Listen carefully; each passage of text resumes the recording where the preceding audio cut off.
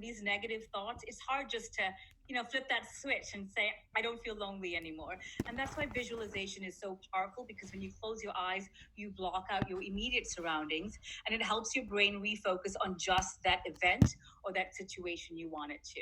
And so closing your eyes and being very intentional by saying, I'm going to close my eyes and think of that birthday party. I'm going to think of this social event that I really enjoyed. That really helps your brain turn everything around you off and focus just on what you need to.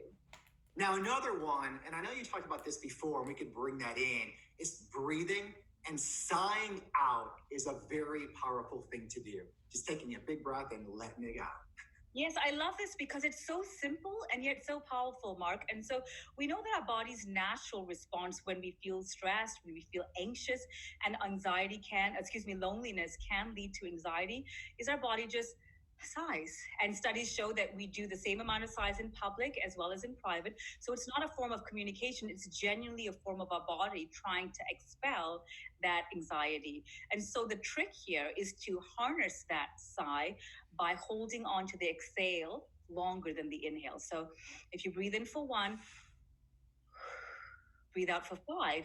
And that again works with your amygdala, your brain's emotional center, to send a cue that I am letting go, I'm releasing this anxiety, this stress that's associated with feeling a little, isolated or disconnected right now.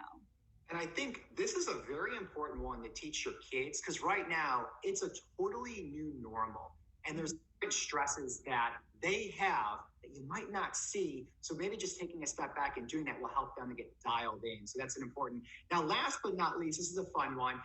Being that we're all connected online, there's a lot of things that we could do. And one of the things you talk about, a virtual flash mob.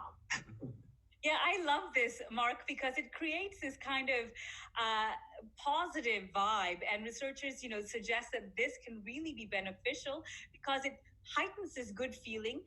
It heightens what we're experiencing, and it also makes us feel that we're connected to something larger than ourselves. And that is one of the best antidotes to feeling isolated and disconnected, is to feel like you're part of something bigger than you. And so although we can't do that in person, like a flash mob in person, think of Italy when everyone's on their balconies singing songs and participating.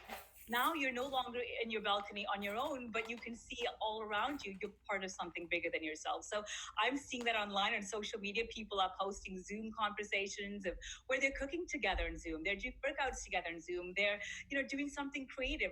They're doing tie-dye projects together. And that is a great way to create that community, to create that feeling that you aren't isolated. You're actually part of something larger, something bigger. Absolutely. Dr. Alloway, thank you again for all of your time and information. This is a great list, and I hope the viewers at home practice some of this because it will make a big effect on your day-to-day. Tracy, if people want to learn more about you, where can they go? I'd love for them to visit my website, tracyalloway.com. I have copies of my books available, my research studies, and lots of fun videos as well. Well, thanks again. We appreciate it. Thank you. Carrie.